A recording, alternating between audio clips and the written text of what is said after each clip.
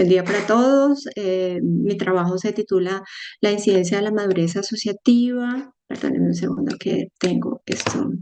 Exacto, ya. La incidencia de la madurez asociativa en el crecimiento económico y la participación en organizaciones rurales del eje cafetero colombiano durante el periodo 2020 a 2023. Muchas gracias a ustedes, miembros del Tribunal Examinador, por estar hoy acá.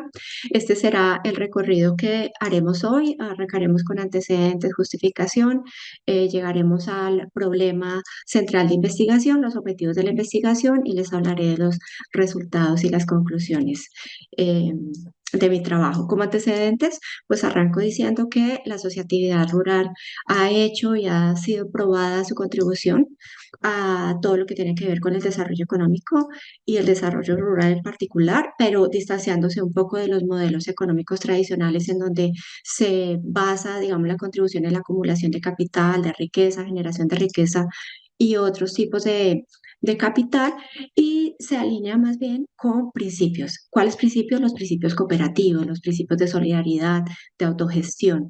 Y ha sido bastante ya probado y estudiado en los últimos años la contribución que hace la asociatividad rural al desarrollo económico rural.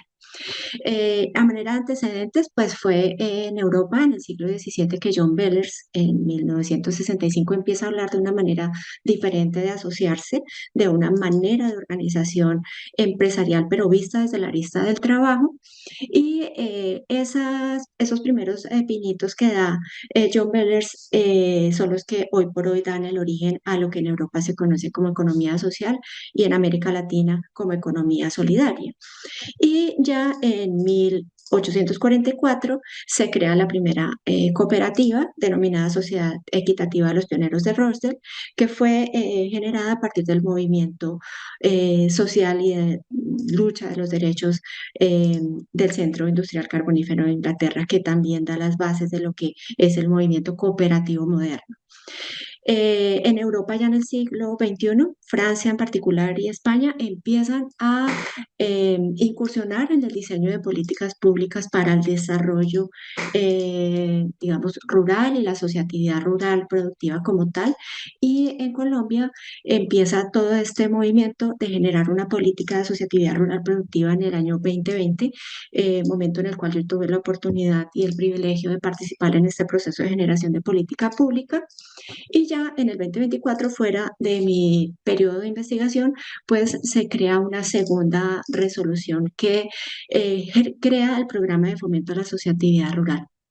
¿Por qué se da esto? Porque en el censo del 2014, en el Censo Nacional Agropecuario, pues lo que se observa es que más del 73% de los productores y productoras rurales no pertenecen a ninguna organización, por un lado, y los pocos que pertenecen lo hacen o a organizaciones comunitarias, o a organizaciones de productores rurales o a cooperativas, todas ellas figuras del sector solidario.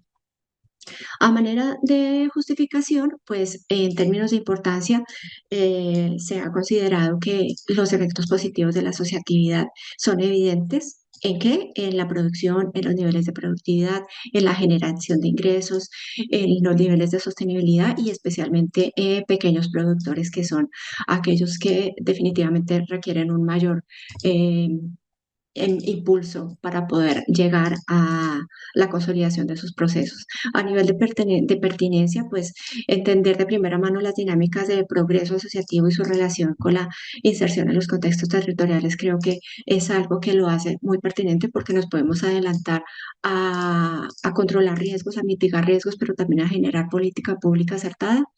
La originalidad se basa en vincular principios del capital social, en específico la confianza, a los niveles de medición de madurez asociativa que hoy por hoy pues no está presente casi que en ninguna metodología. Como problema de investigación, trabajé tres grandes problemas o vertientes del problema. Una que está relacionada con que el desarrollo organizacional hoy por hoy se concentra en el componente puro y duro, que es el empresarial, donde es posible medir, cuantificar temas de producción, de productividad, económicos, de tecnología, pero se descuida y se desconoce además todo lo que tiene que ver el capital social y su fuerte incidencia en la determinación de la consolidación y la madurez de organizaciones rurales. La otra vertiente tiene que ver con la escasa cohesión, la falta de definición de objetivos comunes organizacionales que les impide reconocerse como un actor empresarial y capitalizarse de manera autónoma y sostenida en el tiempo. Y la tercera vertiente es este bajo reconocimiento de las organizaciones rurales como actores territoriales, y lo vamos a ver más adelante, casi que están invisibilizadas y eso hace que tengan una menor incidencia territorial o una menor incidencia para gestionar el territorio. Como objeto de estudio, a manera general, yo me ubiqué en el eje cafetero colombiano que está conformado por tres departamentos: Quindío, Risaralda y Cauca, y en particular tomé Quindío y uno de sus 12 municipios, que es Génova. Es un municipio pequeño de un poco más de 12.000 habitantes, que ha sido tradicional, histórico y reconocido porque produce café de especialidad, pero también tiene unas importantes producciones de otros productos agropecuarios tipo yuca, plátano, banano, hortalizas, y en la parte alta montañosa se especializa en la producción de leche. Este municipio está ubicado a unos 195 kilómetros de la capital de Colombia, y a una altura de 1.800 metros sobre el nivel del mar. Tiene una particularidad también, y es que de sus 297 kilómetros de área total, solamente medio kilómetro está concentrado en el casco urbano, todo lo demás es rural, o sea, es un municipio eminentemente rural. De manera específica, tomé para mi estudio 6 organizaciones rurales: la Asociación de Productores Agropecuarios, la Asociación de Desplazados, de Jóvenes Cafeteros, de Mercados Campesinos, Jóvenes Emprendedores y Trabajadores Rurales. Todos ellos tienen diferentes edades de conformación. Está APRAGEN con más de 24 años de haberse constituido, y están otros más jóvenes como Asotrarrugen, que tiene apenas 3 años está cursando su tercer año de constitución. Eh, Están también, digamos, la conformación de la base social. Dentro de los criterios, yo planteé como criterios de selección, uno, que fuesen organizaciones que hubiesen recibido en algún momento financiamiento de proyecto eh, productivo por parte de la Agencia de Desarrollo Rural, que tuviesen algunas de ellas mayoritariamente la conformación de mujer y joven, que se dedicaran a una actividad productiva, y este es el resultado de la selección. Tienen una vocación productiva que va desde la producción de café, plátano, banano y hortalizas hasta la producción de leche, y aquí observan ustedes algunas imágenes que tomé en el trabajo de campo con ellas. En el estado actual de conocimiento, igual tomé tres grandes grupos de conocimiento para ahondar en él. Entonces, lo primero es el fortalecimiento socioempresarial, que hay diversas metodologías. Está la metodología del índice de capacidad organizacional del Banco Mundial, está la medición del emprendimiento rural de FAO, SOE, que es el fortalecimiento socioempresarial de la Organización de las Naciones Unidas contra la Droga y el Delito, y está la metodología integral de asociatividad, que se creó en el 2020, que también tuve la oportunidad de participar en su diseño, que es la que usa hasta a la actualidad la Agencia de Desarrollo Rural, que es entidad adscrita al Ministerio de Agricultura de mi país.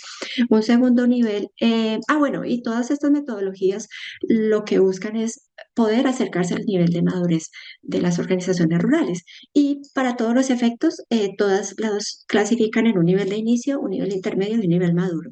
Para el caso de la metodología integral de asociatividad, se usa en desarrollo, en consolidación y emergente, pero las características de cada una de las clasificaciones es similar a las otras. El otro grupo de profundización del conocimiento que tomé fue cómo se mide la confianza, cómo se expresa la confianza, cómo se valoriza. Entonces sabemos que es una variable no tangible, que es no paramétrica, que es difícil de medir y difícil de vincular a los procesos de medición de madurez, que es otra forma de capital social que tiene un poder bonding, linking y branding. ¿Qué quiere decir eso? Que tiene un poder bonding, que eso es más de cercanía con amigos, con familiares; un poder linking, que es del ámbito más externo, pero con unos intereses comunes, como la que se expresa con comerciantes, proveedores; y un nivel branding, que no lo tocaré en este estudio, que es aquella confianza que se desarrolla con actores mucho más externos y que incluso ni siquiera tenemos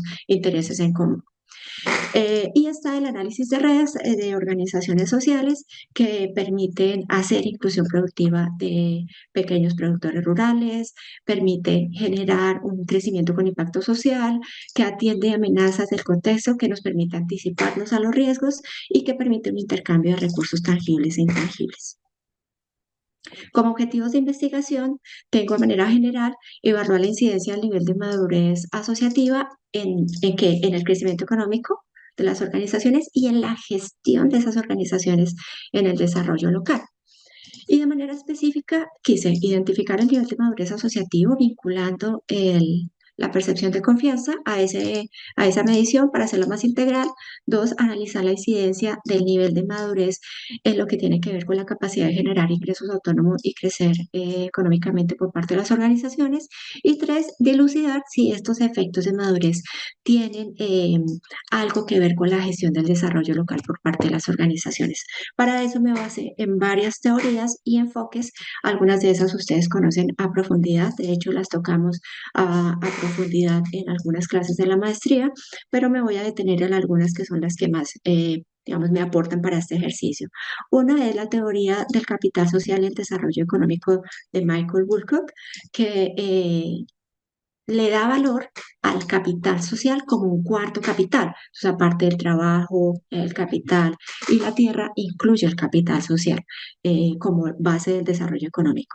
Está también la teoría de la fuerza de los vínculos débiles de Mark Granovetter, que lo que dice es que cuando se tienen vínculos débiles no hay que quitarles valía, que al contrario hay que darle la valía que se merecen porque cuando las organizaciones se relacionan con unos lazos débiles, lo que hacen es generar digamos, un universo más homogéneo en donde es más fácil relacionarse e intercambiar. Está también la teoría del desarrollo rural. Aquí yo traigo a Amartya Sen. Sabemos que no solamente Amartya Sen ha escrito sobre esto, pero en particular sí hizo un ensayo que llamó mucho mi atención y es el desarrollo como libertad. Y Amartya lo que dice es que cuando se le brindan oportunidades sociales adecuadas a una persona, pues ésta es capaz de gestionarse por sí misma y además se empodera en tal medida que es capaz de ayudar a otros. Esto muy relacionado con temas de capital social también. Y finalmente, el enfoque del desarrollo endógeno de Giancarlo Palavasini, que nos dice que fortalecer el capital endógeno, pues permite gestionar los territorios de manera más eficiente. Las demás ya las conocemos. Como desarrollo metodológico, tenemos que mi investigación tuvo un alcance analítico comparativo y tuvo unas categorías de análisis. En primera medida, los niveles de madurez asociativo. En segunda medida, todo lo que tiene que ver con el desarrollo financiero para poder determinar si hubo crecimiento económico o no en este periodo de investigación. Y finalmente, cómo son esas relaciones organizacionales entre pares y con la institucionalidad de diverso orden local, territorial y nacional. Para eso basé toda mi investigación en este esquema que construí, en el que lo que quiero contarles de allí es que si una organización rural o una empresa rural quiere gestionarse de manera sostenible, pues indudablemente debe contemplar el componente empresarial y el componente socioorganizacional. Y en el componente socioorganizacional están todos los valores, los principios del capital social, pero también está la planeación estratégica, también está el desarrollo de redes, el relacionamiento institucional y todo ello converge en la posibilidad de tener una gestión más integral que involucre los dos grandes componentes de la madurez asociativa organizacional.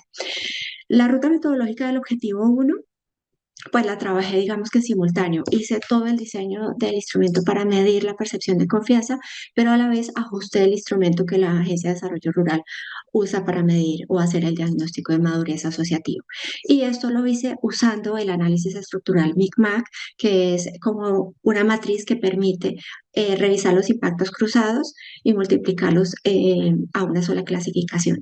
Este sistema lo que nos permite es que a partir de criterios de expertos, pues podamos tener un plano cartesiano en donde podamos ubicar los criterios de mayor influencia y mayor dependencia y a partir de ellos identificar cuáles son esas variables que retan al sistema en un ejercicio de definición de la madurez asociativa organizacional. La ruta metodológica del objetivo 2, pues allí tuve los documentos financieros de las organizaciones de estudio, hice un análisis vertical determinando, digamos, desde los principios y partidas contables, cómo se movía la contabilidad y la estructura contable de las organizaciones, pero también hice un análisis de tendencia comparando años, el año siguiente con el año anterior y ver cómo evoluciona el crecimiento económico.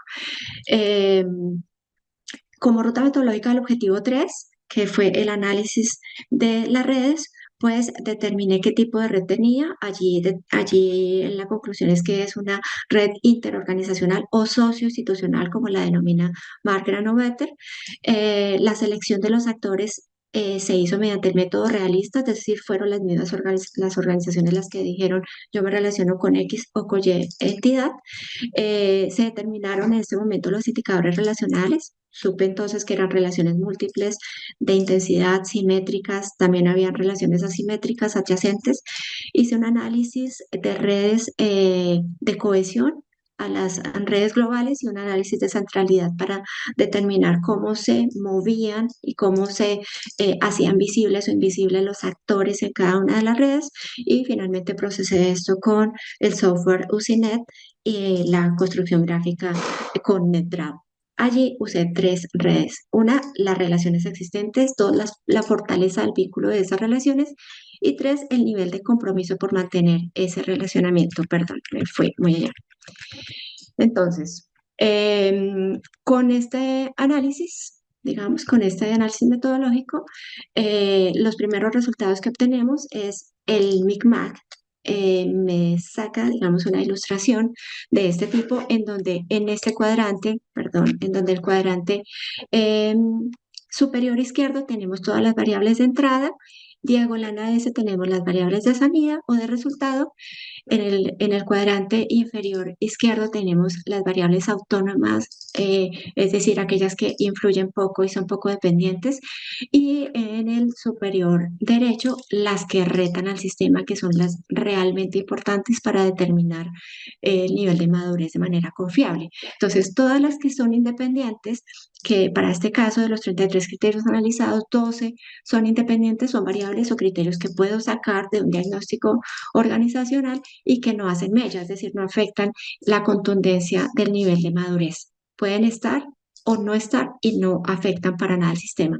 En tanto que las que están en la variable o en el cuadrante desafiante, pues son las que me dicen a mí, ojo con esto porque estas son las variables que definitivamente hay que tener en cuenta para medir la madurez. Aquí encontramos, por ejemplo, la conformación de la organización, la estructura claramente definida, si tienen fondos autogestionados activos, si han tramitado créditos, si tienen un presupuesto definido. Esas son las variables, digamos, que determinan cómo se mueve el sistema y las que le dan mayor contundencia a la medición de madurez. Ya he hecho todo el ejercicio, lo que obtengo es que tres organizaciones me dan con una calificación emergente, Atejequín, Apragenia, Sotrarrugen, y tres me dan en el estadio medio de madurez, es decir, en consolidación, que son Asomergen, Asomergen y Asojo. Aquí el máximo puntaje posible a alcanzar son 400 puntos. Aquí quiero llamar la atención, es decir, que con esto yo logro determinar el nivel de madurez que cumpliendo con mi objetivo, pero me quiero detener un poco acá en los análisis de percepción de confianza porque es un factor importante en mi investigación. Acá yo hice 6 grupos en donde medí la percepción de confianza de manera general, la confianza entre asociados, con sus proveedores, con sus compradores, con otras organizaciones, en donde también están allí las instituciones públicas de diferente orden y con su organización. Y aquí lo que yo logro observar es que las organizaciones en términos generales casi que llevan al 100% la importancia de generar lazos de confianza. O sea, todas lo consideran altamente importante, ¿sí? De manera general. Pero son las organizaciones maduras, las que están en estadio emergente, las que expresan los mayores niveles de confianza casi que en todos los ámbitos. ¿Sí? En tanto que, por ejemplo, vamos, en este caso, Azotrarrugen. Ustedes ven Azotrarrugen con una barra verde y casi que en todos los casos tiene el más alto nivel de expresión de confianza. en todos los ámbitos. Mientras que, por ejemplo, Abragen que tiene, perdóname, Abragen no, Asomergen o Asojoca, digamos, en color amarillo para irnos al extremo, es la organización que tiene, digamos, el menor puntaje de madurez y que es la que expresa el mayor grado de desconfianza, por decirlo de otra manera. Entonces, aquí yo puedo observar que las organizaciones más maduras pueden generar más relaciones de confianza que las organizaciones que tienen un nivel de madurez menor porque son las más desconfiadas. Otro punto a llamar la atención acá es que el mayor nivel de desconfianza, ¿sí? Está con los proveedores. Es el que para todos los efectos, este ámbito es el que genera mayor desconfianza. Y otro punto a observar en esta gráfica dice mucho, es que nuevamente vuelve a jugar el poder linking y bonding de la confianza. Entonces, ustedes ven acá que, por ejemplo, con su propia organización o entre asociados, las barras son más altas, es decir, la expresión bonding de la confianza es más fácil de expresar, en tanto que el poder linking, que es con externos como un proveedor o un comprador, que es el que necesita tener, digamos, unos niveles de confianza para establecer acuerdos comerciales o para confiar en la promesa de valor, pues es el poder líquido de la confianza el que está siendo expresado ahí en menor medida, porque estas relaciones son de más largo aliento, toman más tiempo llevarlas a consolidación. Como resultados del segundo objetivo, que consistía en analizar la incidencia de la madurez asociativa en el crecimiento económico y la posibilidad de generar recursos autónomos, pues debo partir del hecho de que todas las organizaciones no pudieron ser analizadas, solamente 4 de ellas me entregaron documentación completa y me permitieron hacer digamos, el análisis de tendencia de cada periodo. Una de ellas solamente me entregó balance de entrada, entonces quedó descartada y otra de ellas no me entregó información. Así que solamente adelanté este objetivo con 4 organizaciones.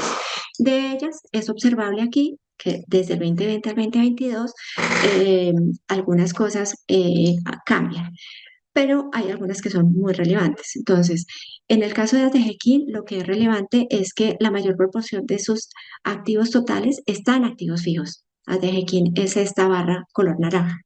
Eso es importante. ¿Por qué? Porque las organizaciones tienen aversión al riesgo, al peligro, y siempre intentan dejar su dinero líquido, ¿sí? Como en el marco de los activos totales, dejarlo disponible. ¿Por qué? Porque les permite afrontar alguna vicisitud, porque es más fácil de llevar a dinero líquido a un activo fijo, pero en este caso, ASDGKIN, eh, como organización emergente, es la que mantiene un porcentaje alto de sus activos fijos en el marco de sus activos totales como variable de referencia. Otra cosa que llama mucho la atención acá es el nivel de ventas de Apragen, otra organización emergente. Y Apragen, pues ustedes ven aquí que sus ventas en el 2020 fueron un poco más de 450 millones de pesos y en el 2022 subieron de 453 a 710, o sea, sus ventas crecen en el tiempo. Y otras como Somergen, que es una organización en estadio medio de madurez, pues prácticamente desaparece, o sea, su patrimonio desaparece en este ejercicio de confrontación de año a año. Me voy a detener acá en Apragen porque es como el caso más notable y aquí lo que vemos es que todos sus indicadores, patrimonio, ventas y utilidad crecen, ¿cierto? O van en tendencia positiva. Aquí ustedes ven en esta gráfica que no ha perdido, que aunque su utilidad, su nivel de utilidad baja, tiene capacidad de recomponerse, es flexible y eh, tiene una muy buena capacidad de respuesta, pero en todo caso no pierde. ¿Qué pasa con Apragen? Que como ustedes vieron, es la organización más antigua. Es una organización de más de 20 años de estar constituida, tiene un fondo rotatorio de activo funcional de más de 10 años, tiene una estructura clarísima, tiene manuales, reglamentos internos, tiene planes de trabajo, tiene una contabilidad sistematizada, cuenta con apoyo permanente municipal y además define sus aliados comerciales, no le venden, digamos, al primer postor, sino que tienen ya sus aliados definidos. Además, están transitando de vender leche cruda a vender leche procesada, fermentos lácticos, etcétera, en queso. Entonces también han migrado, digamos, su poder de producción y de transformación. Y tiene una particularidad y es que todos los asociados le venden a Pragen y a Pragen hace una venta y una transformación conjunta como organización. Ya, digamos, a nivel comparativo, no me voy a detener en específico en ninguna de ellas, pero sí decirles que King, que es la otra organización emergente, pues también, digamos que no ha perdido, no tiene, digamos, ceros o menos valores negativos en su tendencia financiera, en tanto que Asohoca y Asomergen como organizaciones en estadio medio de madurez sí tienen riesgos y sí han tenido pérdidas. Entonces, Asomergen ha tenido una pérdida increíble, su tendencia es a la baja y algo similar le ocurre a Asohoca, que es la Asociación de Jóvenes. eh, con la mayor dificultad que Asohoca tiene más años de constitución, está transitando por su sexto o séptimo año de constitución, es decir, ya superó su periodo crítico que es de 5 años. En cambio, Asomergir pues está atravesando, intentando consolidarse. Entonces, de todos estos casos, el más riesgoso y preocupante podría ser el de la Asociación de Jóvenes. A manera general, puedo decir que, en efecto, pude comprobar con este ejercicio que los mayores niveles de madurez asociativo y mejores condiciones en general de estructura interna brindan posibilidades de crecer económicamente y consolidarse como organizaciones o empresas rurales, que posibilita la generación de ingresos autónomos, la capitalización y, en general, desarrollar ejercicios conjuntos de producción, transformación y comercialización. Asimismo, fue demostrado que factores relevantes como ventas conjuntas, una buena organización estructural, mecanismos de financiamiento propios, pues son elementos o herramientas fundamentales, contundentes para el proceso de afinamiento socioorganizacional. La interpretación de resultados para el objetivo 3, que se trataba de dilucidar los efectos de la madurez asociativa en el entorno, en la gestión local, hice el análisis de 5 redes, partiendo de la red más global y cada vez yendo más en específico. Entonces, aquí lo que hice fue, ustedes ven el grafo de salida de analizar las relaciones existentes. Aquí lo que ustedes ven con puntos verdes son las 6 organizaciones como 6 actores y los puntos azules son organizaciones públicas, es decir, que se trata en este caso de una matriz adyacente, simétrica, dicotómica, porque tiene relación, sí o no. Eh, en total con 12 actores, 6 de ellos públicos del ámbito local, como la alcaldía municipal, departamental como la gobernación y nacional como la Agencia de Desarrollo Rural, la Unidad de Reparación y Atención de Víctimas, el Ministerio de Agricultura, eh, el Servicio Nacional de Aprendizaje. Aquí, digamos, lo que quise mostrarles es que al analizar la red se encuentra la conformación de 12 nodos o actores que tienen un altísimo porcentaje de relacionarse, o sea, 85 posibles relaciones, que tienen un promedio, un average degree de 7 relaciones por actor. Eso es muy bueno. Mayor average degree quiere decir que los actores tienen mayor capacidad de relacionarse con el resto de actores de la red, que tiene una densidad importante, o sea, es una red densa, está en un solo componente, no está fragmentada, que tiene un average distance, esto quiere decir que tiene las distancias geodésicas más pequeñas. Eso, una distancia geodésica es el camino más corto para que un actor pueda llegar a otro actor, ¿sí? De la red.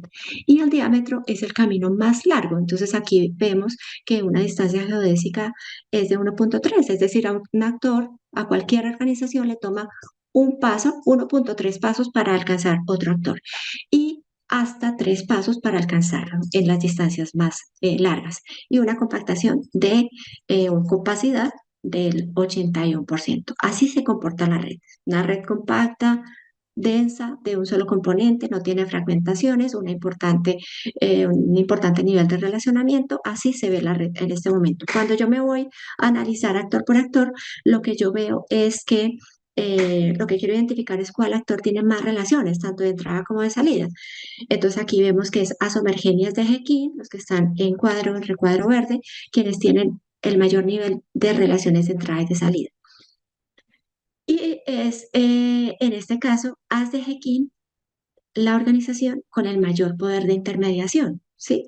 22 pasos, o más bien 22 distancias geodésicas, o tiene que pasar por ellos, o tiene un poder de intermediación de 22, que es el más alto, digamos, en este análisis, para que un actor tenga que pasar por ella para conectar con otros.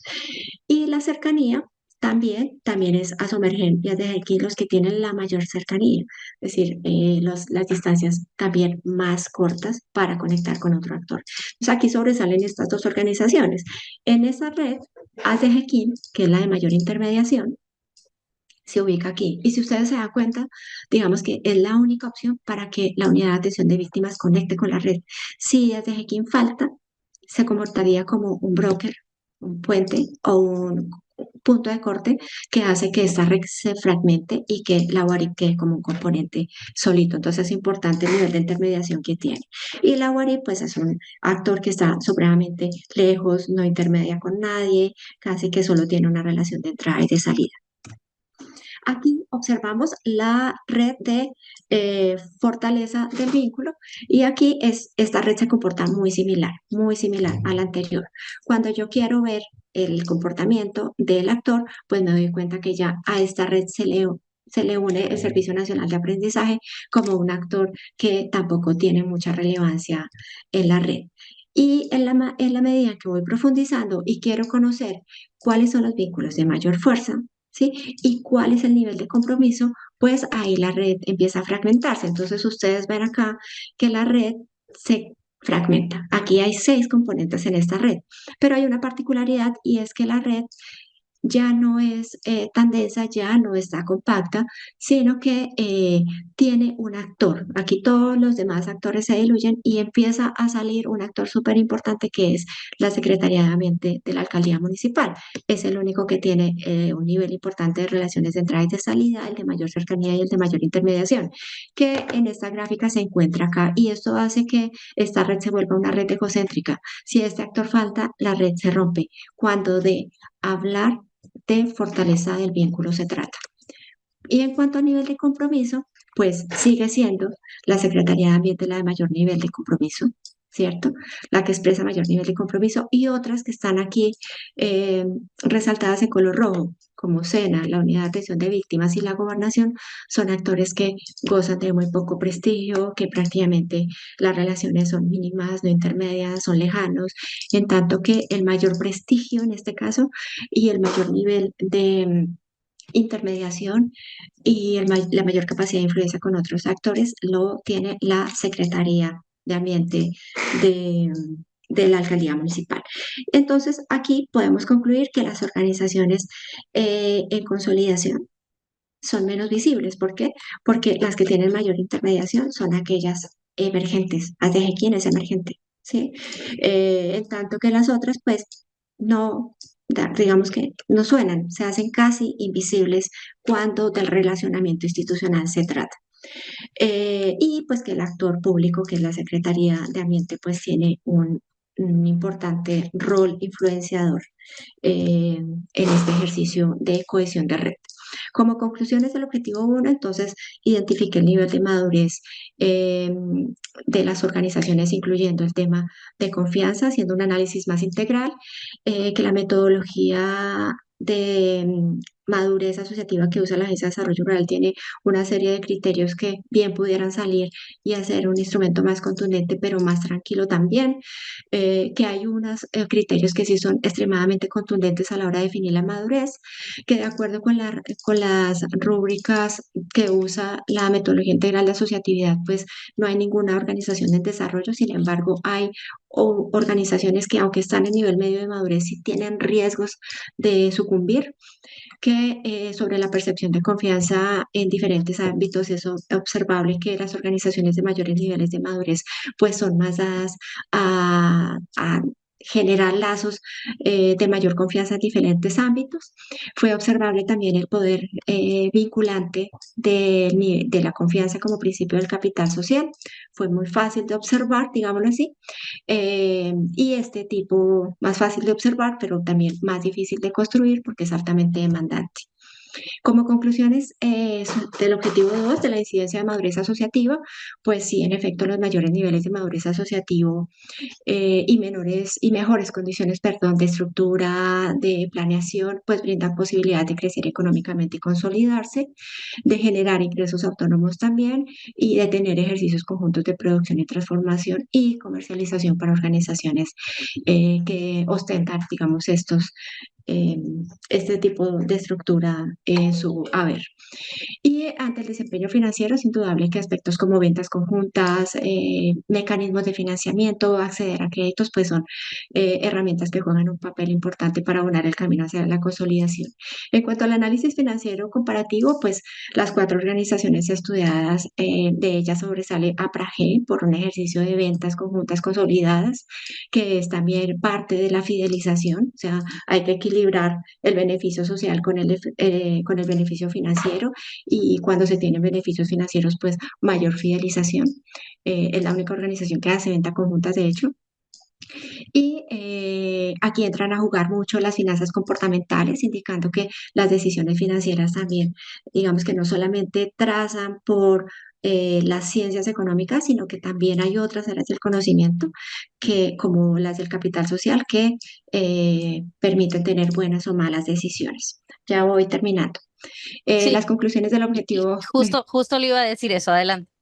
sí, las conclusiones del objetivo 3 en términos de redes, se hallaron organizaciones con un nivel de madurez y autonomía financiera que actúan como referentes locales, pero con independencia, que se encuentra una red global cohesionada, con un importante número de enlaces promedio, densa, sobre la fortaleza del vínculo, pues eh, digamos que la red resulta similar a la red de existencia de relaciones, que hay unas medidas de centralidad que definitivamente ponen a la alcaldía municipal como un actor de prestigio y poder de influencia también, que APRAGEN y Azotrarogen como organizaciones emergentes sobresalen en términos de intermediación, eh, y que en términos generales pues es posible concluir que el desempeño financiero, la expresión de la confianza y el establecimiento de redes sí tienen mucho que ver con el nivel de madurez de las organizaciones.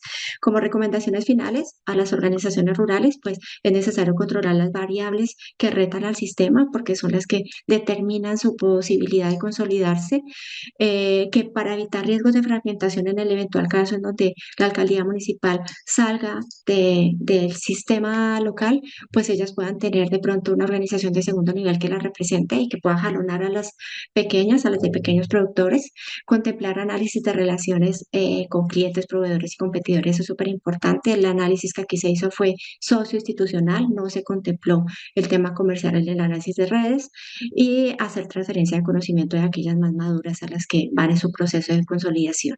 Para la Agencia de Desarrollo Rural, pues definitivamente que defina mejor los criterios para establecer la madurez, que elimine aquellos que sobran, y que en términos de entidades estatales y privadas que brindan el fortalecimiento asociativo, pues que estos criterios puedan ser tenidos en cuenta para hacer herramientas más efectivas a la hora de determinar la madurez.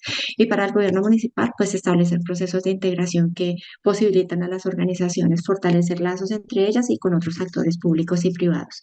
Para todos ustedes, muchas gracias por la escucha y por la participación y no quiero terminar sin dedicar este esfuerzo y trabajo a mi compañero y amigo José Manuel Hernández, que fue un bastión importante en este proceso para mí y también sé que para otros compañeros, y que se fue sin poder acompañarnos hasta el final de este camino.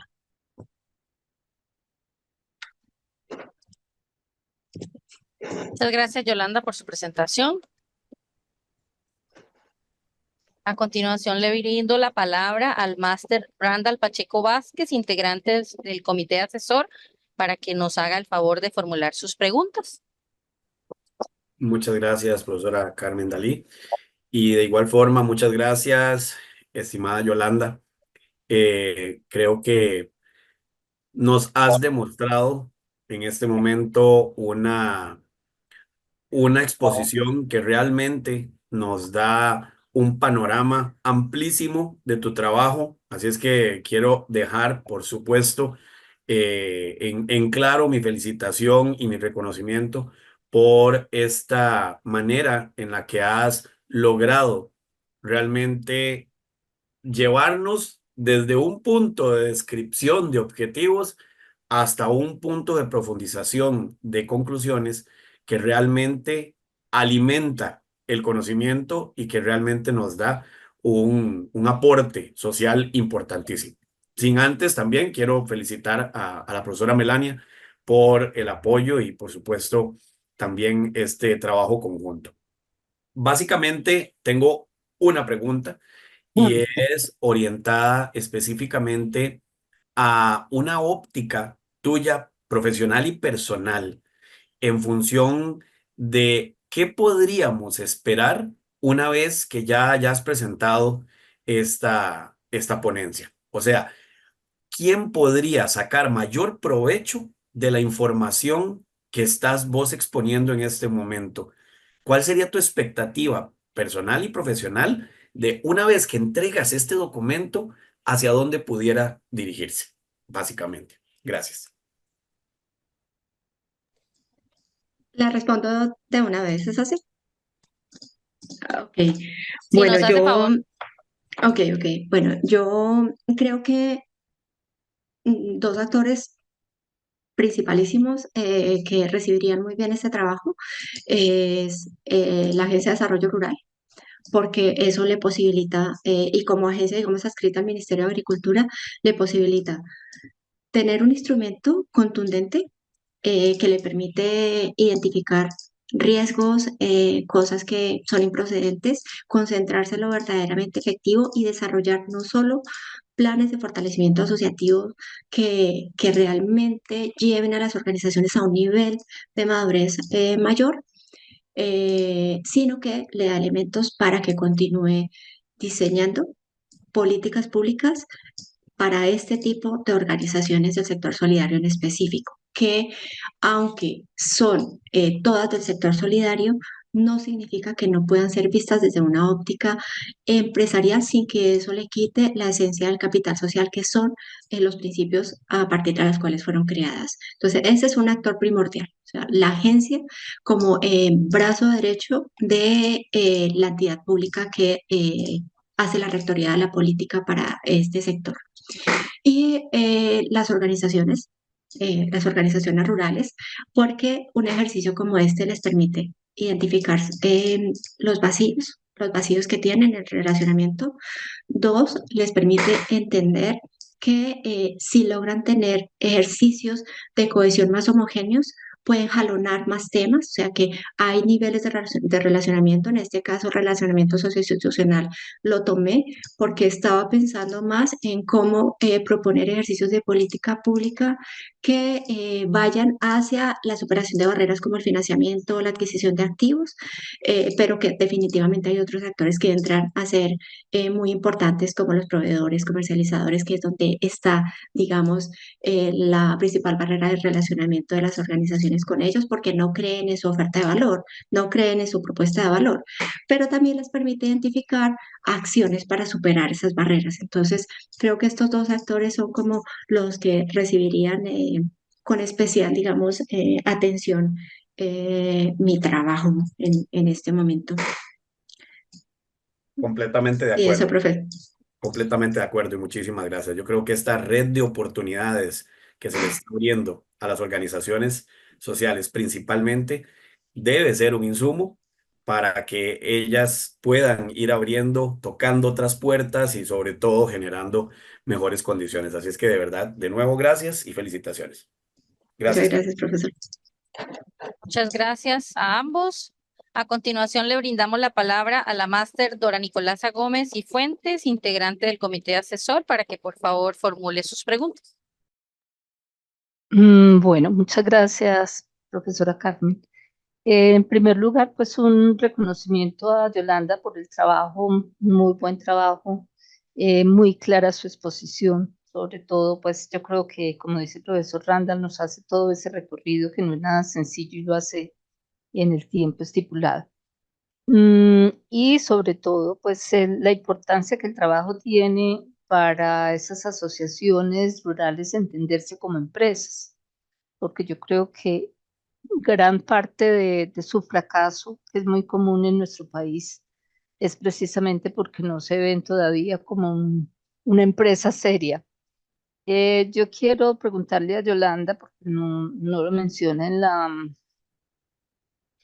en la presentación, ¿cómo hizo, si es que lo hizo, la devolución a esas asociaciones? ¿Y cuál fue como el resultado de esa devolución? ¿Cómo se vieron ellos? ¿Qué piensan? Y también, que eso se relaciona un poco con la pregunta que le hace el profe Randall, es cómo se hace la devolución también a entidades como la Secretaría de Ambiente, el SENA.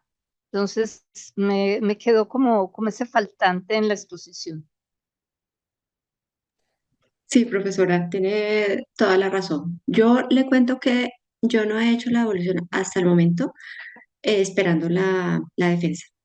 Eh, Sin embargo, de hecho, esta semana tuve comunicación con las organizaciones porque estoy, digamos, tramitando, estoy gestionando otra cosa que se sale, digamos, de la investigación y es la posibilidad de que ellos tengan una planta de potabilización de agua. Entonces, para todas las organizaciones. Entonces, justamente tuve comunicación con ellos porque voy a tener que ir al territorio. Allí les anuncié que yo ya había terminado mi investigación, que ya tenía unos resultados que me parecían muy poderosos y que quería compartir con ellos de primera mano. Y es muy probable que yo me tenga que desplazar nuevamente a terreno para hablar con ellos, con la Secretaría de Ambiente, aunque, que pues como ustedes vieron, es un actor que a todas luces es indispensable, digamos, hacer interlocución con ellos, aunque el secretario que estaba ya no está, porque hubo elecciones de gobiernos locales el año anterior, a finales del año anterior, y eso hace que pues todos los equipos de gobierno cambien. Sin embargo, yo también la contacté para poder hacer este ejercicio de devolución. Con la Agencia de Desarrollo Rural ya también contacté a la directora, Mónica Valderrama, eh, y la idea es poder tener una devolución con los expertos con quienes hice el trabajo de MICMAC, porque yo lo hice a partir del criterio de expertos, 5 expertos en asociatividad de la Agencia de Desarrollo Rural. Entonces, claramente tengo un compromiso profesional y político de sentarme con ellos y con la directora a explicarles también, y si a bien lo tienen, cómo ajustar su metodología. Yo ya no estoy con la agencia, pero digamos que yo puedo hacer esa evolución para explicarles a ellos cómo pudieran ajustar su metodología para hacerla más robusta y más tranquila para las organizaciones también. Y también contacté a Daisy del Pilar, que es la persona que está a cargo del ejercicio de política pública de asociatividad rural productiva del Ministerio de Agricultura. Entonces, tengo, digamos que la posibilidad de tener todo el relacionamiento y toda la posibilidad de este mundo para hacer la evolución. No lo había hecho antes esperando la defensa, pero claro que es un compromiso profesional, personal y necesario, además, hacerlo. Con respecto a las entidades del orden nacional, creo que lo que arrojó, como el SENA, por ejemplo, o la unidad de reparación y atención de víctimas, era casi que predecible el hecho de que salieran, digamos, como unos componentes más bien aislados, porque tienen un funcionamiento estructural, profesora, pues que aunque está presente en todo el país, pues tienen digamos, un desempeño, una manera, digamos, institucional de actuar, y es que no van al público, la persona sujeto de atención, sino que es el sujeto el que tiene que ir a ellas. Entonces, eso hace que la evolución con ella sea más difícil, tal vez incluso ni siquiera les interese mi trabajo, aunque les debería decir mucho sobre la manera como se relacionan con las comunidades a las que atienden. Perfecto, gracias, Yolanda. Lo que pasa es que la pregunta también la hago en el marco de los cambios que hay en las políticas gubernamentales de orden nacional, ¿cierto? Porque un trabajo de esta naturaleza pues cada vez se vuelve más pertinente y cuando se está trabajando una reforma agraria y se está trabajando más con las comunidades rurales. De todas maneras, felicitaciones, muchas gracias. Muchas gracias, profesora. También le quiero hacer, digamos, aquí un paréntesis pequeño y es que las resoluciones que se crean para fomentar la asociatividad rural productiva se hacen en el marco de la reforma rural integral. A partir del punto 1 de la reforma. Entonces también es una manera de visibilizar y vincular las organizaciones rurales como actores de desarrollo rural, pero también como actores de paz. Entonces, claro que es completamente pertinente y el gobierno en curso así lo permite, posibilita el diálogo. Antes era un diálogo, eh, ¿cómo se dice? Un diálogo improbable. Era un diálogo de sordos, ¿sí? No Pero hoy era por hoy, digamos diálogo, que el sino una gobierno, postura vertical. exacto, difícil de ser escuchada. De Hoy por hoy, decir, digamos que, de entender como diálogo, sí. exacto, era un diálogo improbable, pero hoy por hoy, Muchas digamos que las gracias. cosas son diferentes. Gracias a usted, profesor. Gracias a ambas. Era un diálogo unilateral. No había diálogo en realidad. No había Ok, diálogo. ok, continuamos. Le brindo la palabra al coordinador del posgrado, el doctor Warner Mena Rojas, coordinador del programa, para que por favor formule sus preguntas. Muchas gracias, profesora Carmen. De mi parte, yo quiero agradecer profundamente a Yolanda por el valor de llevar a cabo una investigación de esta complejidad y de esta profundidad. Cuando Yolanda nos presentó el anteproyecto de investigación, ahí tuvimos pues algunas diferencias de criterios porque Yolanda quería trabajar con 6 organizaciones, inclusive pienso que quería más organizaciones. Y como una tradición de los últimos 3 años, hemos motivado a nuestros estudiantes a que delimiten su objeto de estudio a espacios geográficos más reducidos, a sujetos más reducidos, apostando a la profundidad, pero también el tiempo de realización. Sin embargo, Yolanda tuvo muy claros sus propósitos y sus objetivos desde el primer día, y yo creo pues que hoy le doy la razón absolutamente en el sentido de que este estudio no hubiera tenido sentido si lo vemos en individual solamente con una organización. Necesariamente tenían que haber mínimo 4, 6, un poquito más, pero ya sabemos que el presupuesto no alcanza. Acá se refleja la tenacidad de Yolanda, tal vez ella no la mencionó, pero los detalles logísticos de esta investigación pues implicó mucha organización con estas 6 asociaciones de la economía social, más la Agencia de Desarrollo Rural y una serie de instituciones, las cuales vienen a demostrar que, como digo a veces, que el acto de investigación no es en solitario, no es en solito, siempre se requiere de los sujetos, de las organizaciones, de las instituciones y demás. Entonces, hoy Yolanda pues nos trae una investigación que sin duda alguna se enmarca dentro del quehacer de la Universidad Nacional y responde directamente a los objetivos de la maestría en desarrollo rural, que es básicamente pues generar discusión y análisis en torno a temáticas relacionadas al desarrollo rural, hoy desde la perspectiva de la asociatividad con 3 categorías de análisis muy bien delimitadas, la madurez desde la perspectiva de estados financieros, pero también las interrelaciones. A mí me gustó mucho que se utilizara pues una metodología, digamos, ya de cierta forma implementada en Colombia, de tal forma que algunos componentes de este estudio pueden ser comparados con otras investigaciones que se han desarrollado en contextos similares y pues con los aspectos esenciales de esta metodología.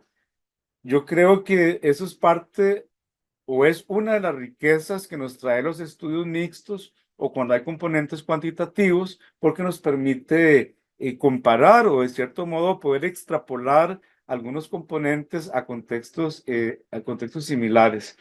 Debo resaltar que existe una coherencia en el documento escrito, a pesar de ser un documento, una investigación profunda y compleja. Yolanda hace un esfuerzo de síntesis, que eso se espera mucho en un investigador. Ella, como en 100 páginas, creo, ella logra dibujar muy bien la problemática que da origen a esta investigación, nos lleva por un estado actual del conocimiento, nos dice esto es lo último que se ha hecho. La problematización es muy profunda, pero a la vez es muy clara. Y luego me gusta mucho en cómo hilvana los elementos teóricos que dan sustento a esta investigación y los enlaza perfecto con la propuesta metodológica, la cual es muy nítida, es muy sobria y nos lleva dentro de ese recorrido. Y uno pues agradece mucho eso en este tipo de investigaciones, que existe ese hilo conductor y esa coherencia. Entonces, Yolanda, pues felicitarte y obviamente pues al equipo asesor se nota el ADN de cada una y cada uno de ellos en este documento.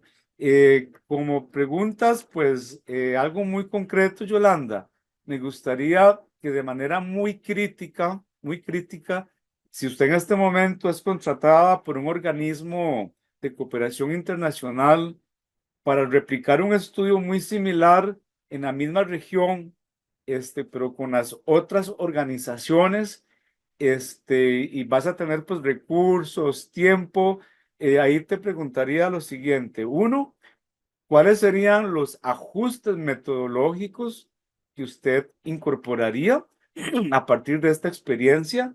¿Y qué profesiones sumarías en un equipo de trabajo multidisciplinario e interdisciplinario? O sea, yo necesito A, B, por lo menos 3 profesiones. Y la tercera pregunta, Yolanda, pensando en los colegas de las futuras promociones, ¿qué recomendaciones le darías con respecto a la selección de metodologías que tal vez ya existen y se pueden adaptar y que no necesariamente tienen que empezar desde cero con las metodologías? Entonces son 3 preguntas. ¿Qué ajustes metodológicos harías en una nueva investigación? ¿Qué profesionales incorporarías en tu equipo de investigación? Y una recomendación para futuros colegas con respecto de la posibilidad de explorar con metodologías que se pueden adaptar o que se pueden, digamos, tropicalizar para cada uno de sus estudios.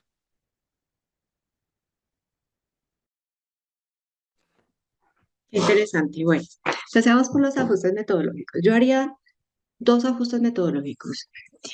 El primero sería poder trascender del estudio de redes socioinstitucionales a la vinculación de actores como proveedores intermediarios, incluso porque el rol de la intermediación en las cadenas de valor es una cosa que es algo tabú, ¿sí?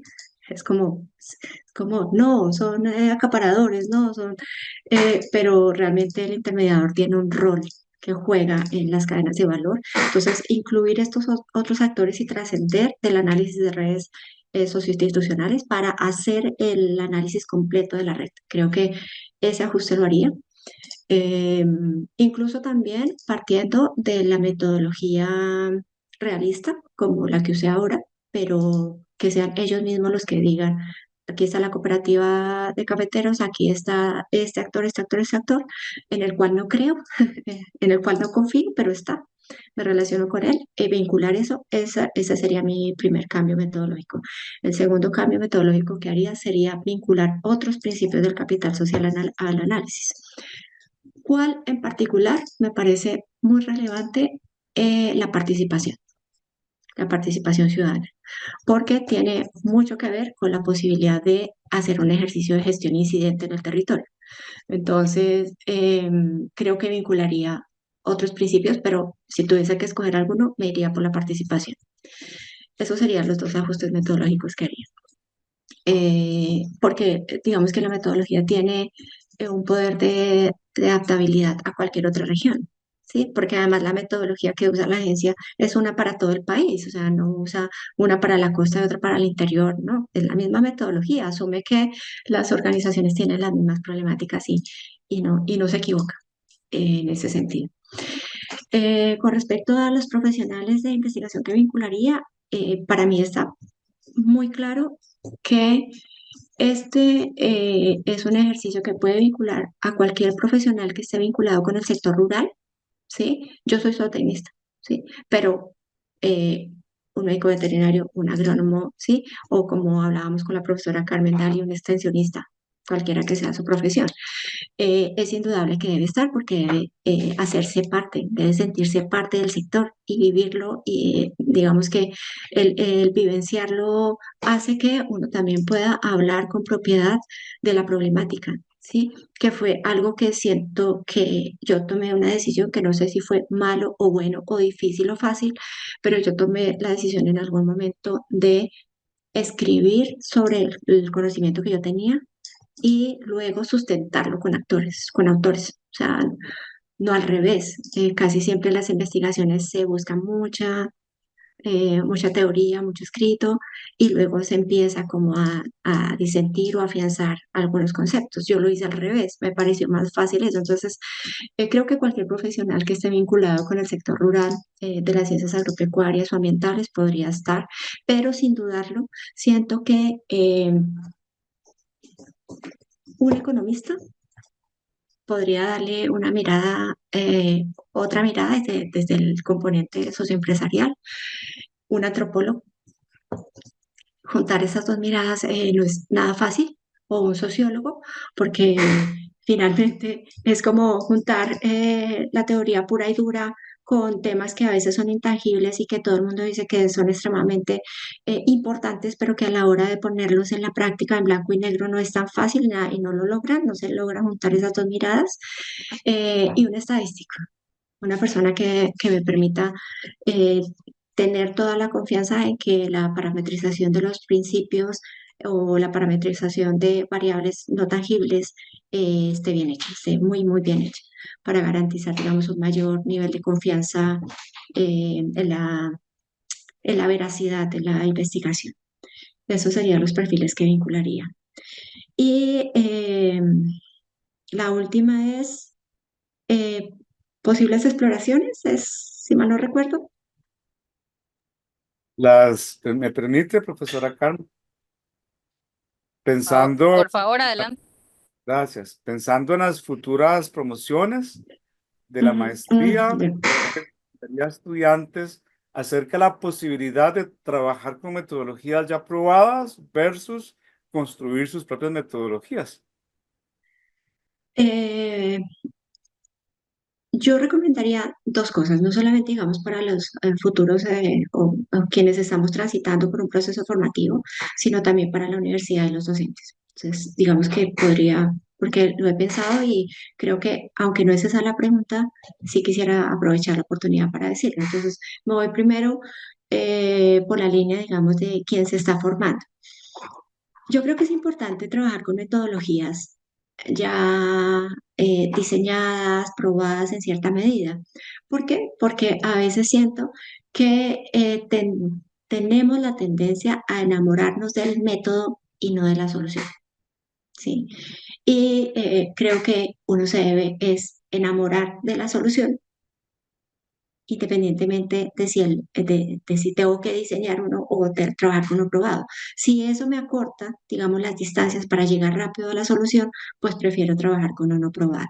Si este método que está probado, que seguramente ya tuvo un trabajo multidisciplinar, fue pensado, fue puesto en escena, fue testeado y ya tiene, digamos, unas horas y unas millas de navegación, pues ¿por qué no trabajar con metodologías ya existentes y brindar no solo, digamos, alternativas a la solución de la problemática dada, sino también alternativas de mejora al instrumento ya diseñado? Esa sería mi, o sea, como yo me iría por ese lado, enamorada más de la solución que del método.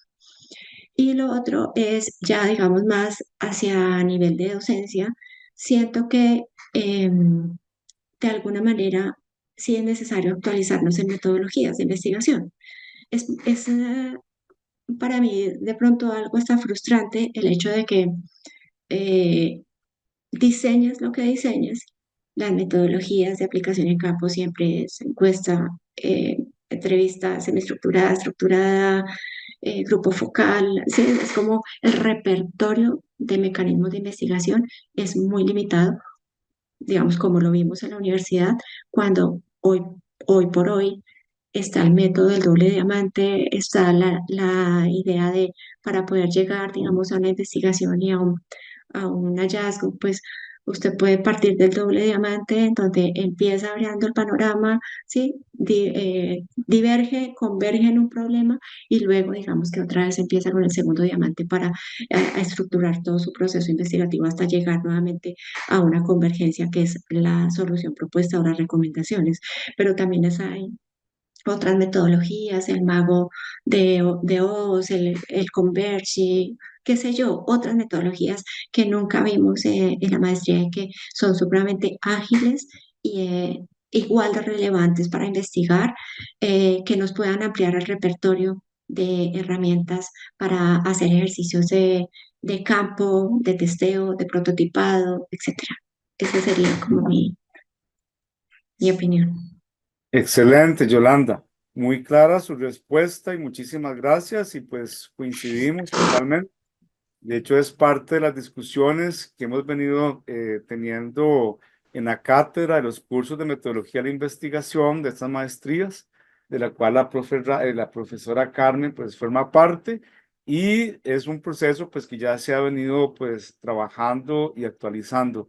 Quería, Yolanda, pues aprovechar para cursarte una invitación para cuando ya estés en puerto firme nos puedas acompañar en el próximo trimestre, un conversatorio con nuestra promoción actual, para que nos puedas compartir precisamente esta metodología concreta que usted pues ha implementado. No tanto toda la investigación, sino pues concretamente los alcances de esta metodología, la adaptación que usted hace y cómo lo implementa.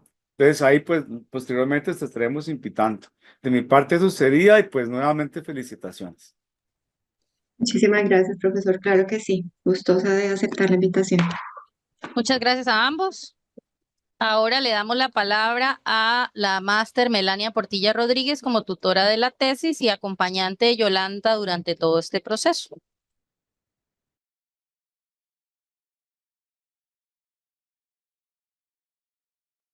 Bueno, como decía al inicio, pues sí, un día muy hermoso el de hoy, que Yolanda defiende finalmente su tesis y su lucha, ¿verdad? Em, yo tengo dos curiosidades que preguntarle a Yolanda. Em, y es sobre el tema de confianza. La primera sería sobre el tema de confianza, ¿verdad? Porque es un tema que tiene su dificultad en términos de investigación, finalmente, porque, bueno, se considera un intangible hasta que se logra medir, ¿verdad? Y en tu tesis se demuestra, ¿verdad?, que hay una posibilidad de medirlo metodológicamente. Pero mi pregunta, más allá de la confianza, es sobre el vínculo más débil, los proveedores, ¿verdad? Y si es necesario confiar en ellos o no. O sea, ahí me estoy poniendo como abogada del diablo, ¿verdad? Porque finalmente también la desconfianza ante los proveedores tiene su función desde el punto de vista social, ¿verdad? O sea, pareciera que a lo interno de las organizaciones, ¿verdad? El bonding está fuerte, ¿verdad? Endógenamente hablando, ¿verdad? Pero es el vínculo con el mercado el que está un poco más fallando, ¿verdad? Y eso no es casualidad. Yo que trabajé en el ICA durante 10 años, la piedra de tropiezo de la mayor parte de las asociaciones rurales precisamente tenía que ver con un vínculo débil con el mercado, ¿verdad? Entonces, bueno, de ahí tal vez me amplié un poco, ¿verdad? Porque el mercado es mucho, ¿verdad? El mercado es un gran ámbito, ¿verdad? Los proveedores son los que están más cerca del productor, ¿verdad? Pero bueno, es cómo trabajar ese vínculo.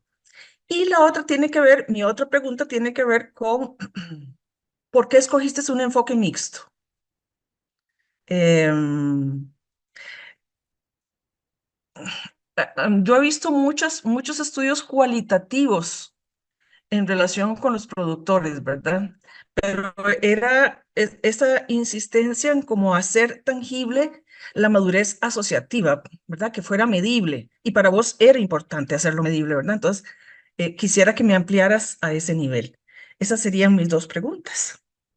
Ujú.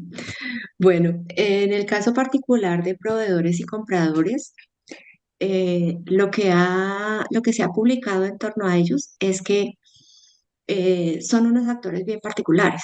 ¿Por qué? Porque entre más lejanos son, ¿sí? Entre más lejanos, digamos, en términos de cobertura o de distancia, más confiables son. Esa es la percepción que tiene el productor, ¿sí? ¿Por qué los que están cerca no son confiables? Porque el productor tiende a pensar que a mayor cercanía, mayor informalidad, ¿sí? Mayor informalidad en las relaciones. Entonces, se confía más en el proveedor y el comercializador lejano, que no es del municipio, ¿sí? Pero ¿eso qué implica? Implica que definitivamente en el caso del comprador está más claro el hecho de que, de acuerdo a lo que yo pude leer y analizar, es que es necesario sí tener un nivel de relacionamiento porque en la medida que el productor le entrega el producto y tiene que esperar a que ese comprador le pague, o sea, a 30 días o 45 días después, es sin duda un ejercicio, el ejercicio máximo de la confianza entre proveedores Ujú. y compradores, ¿sí? Porque yo le entrego mi producto, o sea, mi sustento de vida y yo espero que usted me cumpla su palabra de pagarme en 45 días. Entonces, ahí está más claro porque la confianza es la que permite que haya ese intercambio y ese nivel de confianza de, digamos, de transar, ¿sí? De transaccionar. Pero con el proveedor lo que ocurre es que se tiene poca confianza en el proveedor porque no cumple su promesa de valor. No cumple la promesa de valor en el sentido de que si usted me vende un insumo y me está diciendo que sirve para esto, eso realmente no me sirve. O si usted me dice que me va a brindar una asistencia postventa y no me la da, pues tampoco me sirve. Entonces, lo que ha pasado es que a lo largo de la experiencia de los proveedores es notorio que eh, ellos, digamos, grupo, este actor dentro de la red no cumple su promesa de valor.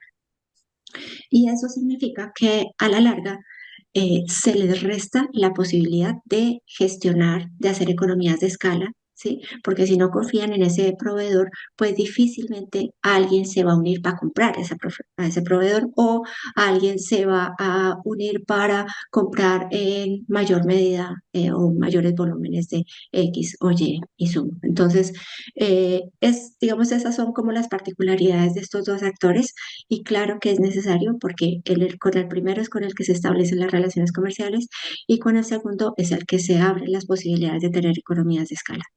Entonces, sí, digamos desde mi punto de vista es importante medirlo porque también puede existir como una solución, una manera diferente de relacionarse con ellos, ¿sí? Haciéndolos parte de la red misma de los productores. ¿Y por qué escojo un análisis mixto, un enfoque mixto? Eh, Creo que justamente porque en ese momento no hay como tal metodologías, por lo menos no en este país, que no tengan un enfoque cuantificable, que no den una medida de asociatividad con un valor o con un rango. Y sobre todo porque siento que todavía somos de la idea de lo que no se puede medir, no existe. ¿Sí? Entonces, todos sabemos, como veíamos allí en la gráfica de confianza, que cuando se habla de confianza generalizada, todo el mundo dice, sí, yo creo el 100% en que debemos confiar, pero cuando se trata realmente de llevarlo a lo concreto, pues ya hay como, empezamos, digamos que a patinar, como decimos acá en Colombia, ¿no? Empezamos como un poco a, a tener ciertos como resabios en la toma de decisiones. Entonces, también siento que darle un valor que no sé si esté bien o mal, es solamente como para generar un nivel de confiabilidad en la investigación, darle un valor a una variable que es difícil de cuantificar, también digamos que le dice al hacedor de política o a quien diseña planes de fortalecimiento, mire que es importante que usted trabaje en este punto, sobre todo cuando se habla de el capital social en general. Por eso yo hablaba como del cuarto capital, y es que no solamente los planes de fortalecimiento asociativo, los programas de fortalecimiento asociativo deben enfocarse al componente empresarial, porque es que antes que eso, el criterio de la libre asociación traza por tener principios como solidaridad, cooperativismo, confianza, sí, diálogo. Entonces, es algo que como un cuarto capital no se debe dejar de lado, y cuantificarlo siento que es la mejor manera de generar algo de mayor confiabilidad en las investigaciones, y no solamente algo intangible que dicen, ah, sí, está, pero bien. O sea, está, pero trabajemos solamente el tema tecnológico. Ah, sí, la confianza bien, pero trabajemos solo para aumentar la productividad. Y entonces, ¿qué pasa con todo lo demás que mueve el capital social, que es el que realmente es el motor para actuar en lo colectivo? Es el que llama a la acción colectiva. Gracias, Yolanda. A ti, muchas gracias. Listo, muchas gracias a ambas. Ahora me corresponde a mí, como representante del presidente del Consejo Central de Posgrado, presidenta de este tribunal, formular mis consultas. Yolanda, primero que nada, felicitarte, ¿verdad? Me parece creo que fue el profe Warner el que lo dijo, una apuesta muy interesante y al mismo tiempo muy audaz, ¿verdad? Y realmente tengo que felicitarte. Porque siempre dicen que hay mucha o poca madurez en las asociaciones, ¿verdad?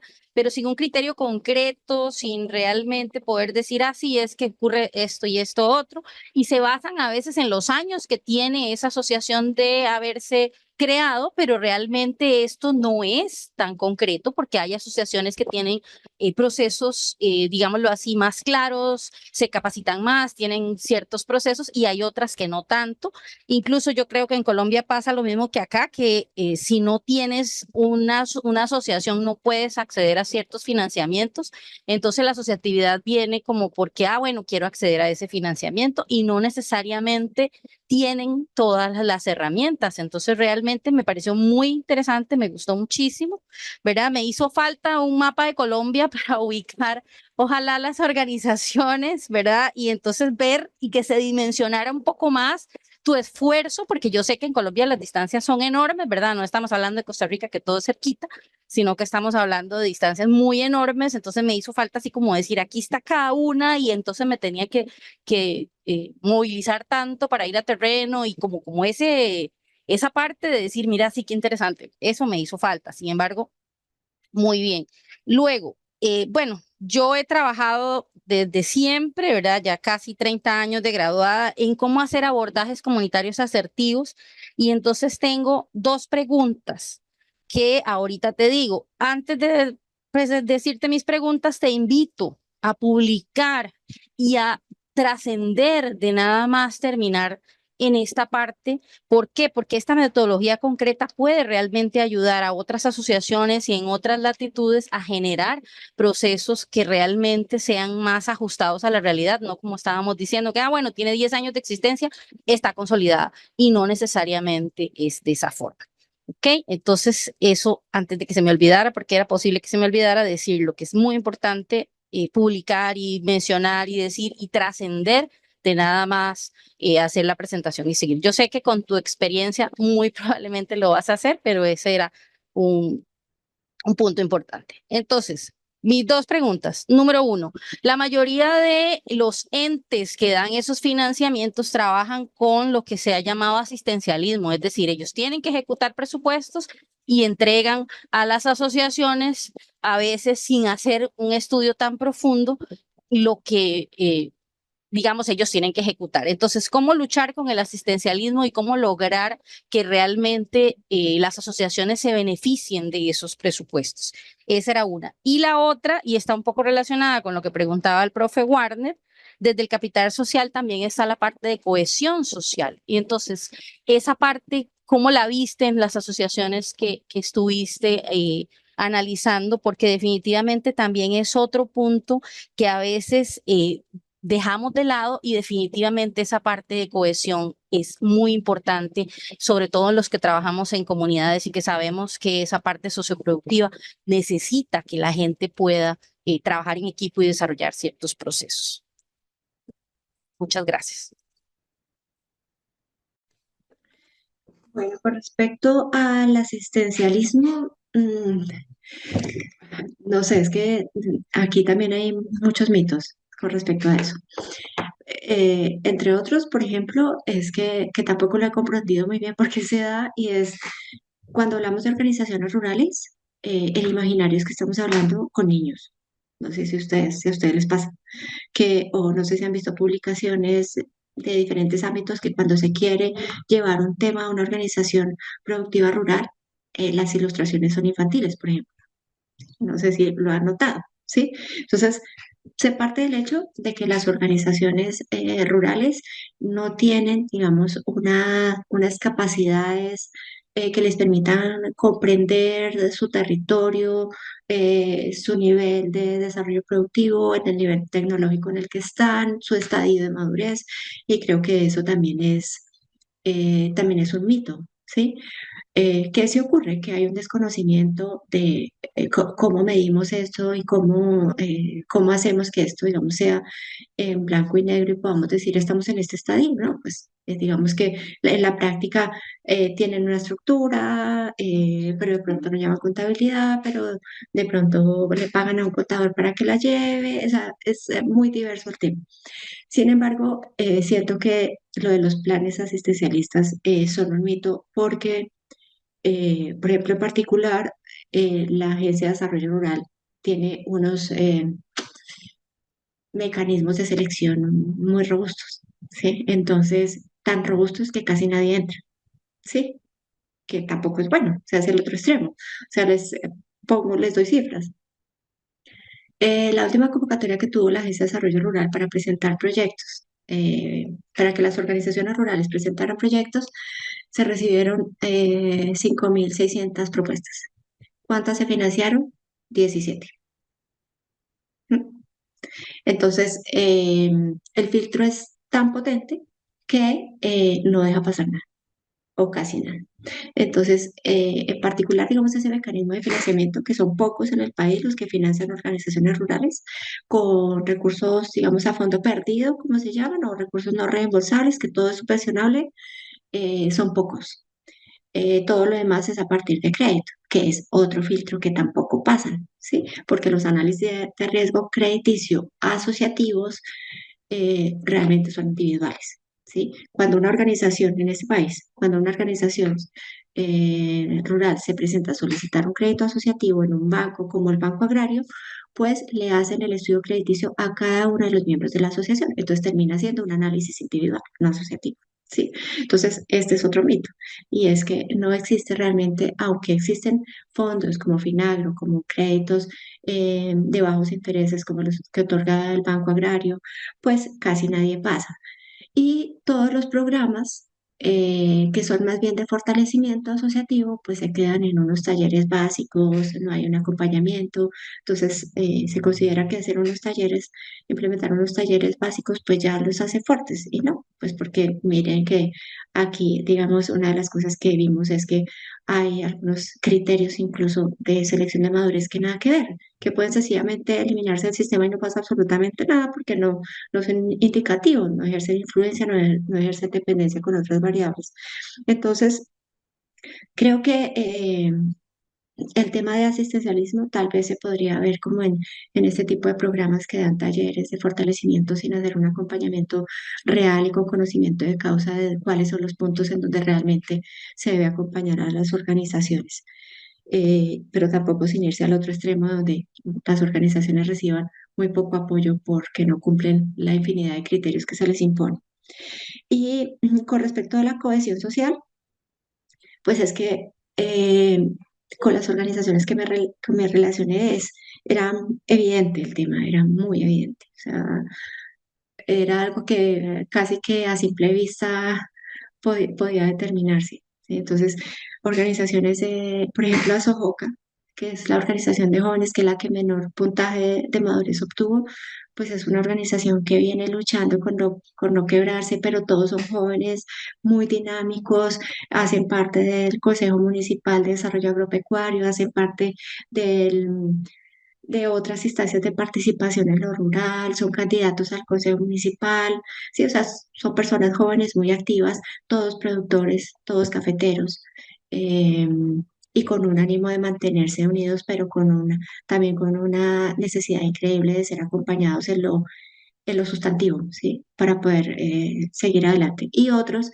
como en el caso de Asomergen, que también es otra organización que está en su proceso medio de consolidación, que se está casi que desintegrando, porque está perdiendo vocación productiva, porque sus jóvenes ya no quieren estar en la asociación, porque ya hay gente que no quiere trabajar el campo, entonces están como luchando ahí y la desintegración casi que es inminente. Entonces, el tema de la cohesión es vital para trabajar. O sea, y ahí juega todo, ahí juega el nivel de participación, los enfoques inclusivos, los enfoques de género. Miren, yo sé que me estoy extendiendo, perdón por eso, pero les quiero contar una anécdota que tuve haciendo trabajo de campo.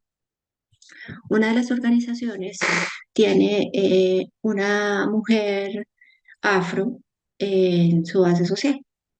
Y estábamos en el trabajo grupal y ella estaba diciendo que había aprendido, pues digamos que la población afro ya viene de una zona costera, entonces los sistemas productivos son diferentes a café, ¿sí? Entonces ella llega al eje cafetero, se establece en una organización y empieza a tomar, digamos, amor por la producción cafetera y lo aprende, empieza a aprender con el cultivo, luego con la tostión, ¿sí? Y en uno de los grupos focales, ella se levanta y dice, entonces yo cuenta su historia, y dice, entonces yo aprendí la producción cafetera, estoy aprendiendo el proceso de tostión, beneficio y tal. Y hay una persona que se levanta y le dice, ¿y usted cómo aprendió? Eh, Tostando cocadas. Entonces, hasta eso hace mucha mella, o sea, eso que hoy por hoy se llaman micromachismos y microexpresiones de xenofobia, de rechazo por condiciones, ¿sí? Hasta eso, digamos, hace mucha mella. O sea, es una persona que se defendió muy bien. Yo quise entrar en ese momento y decir, sí, esto es un ataque de género, claramente un ataque por color de piel, pero ella se defendió perfectamente con su conocimiento, no tuve yo que entrar a hacer nada, pero hasta eso afecta, ¿sí? Afecta el nivel de cohesión de un grupo y el nivel de relacionamiento entre grupos, porque el comentario se lo hizo un asociado diferente a la asociación a la que ella pertenecía, entonces es claramente discriminatorio. Entonces, súper importante el tema de la cohesión. Creo que es lo primero que se debe trabajar en el ejercicio de fortalecimiento. Todo lo que tiene que ver con capital social es lo primero que se debe trabajar en un plan de fortalecimiento asociativo antes de ir a los aspectos técnico-productivos o comerciales. Muchísimas gracias, Yolanda.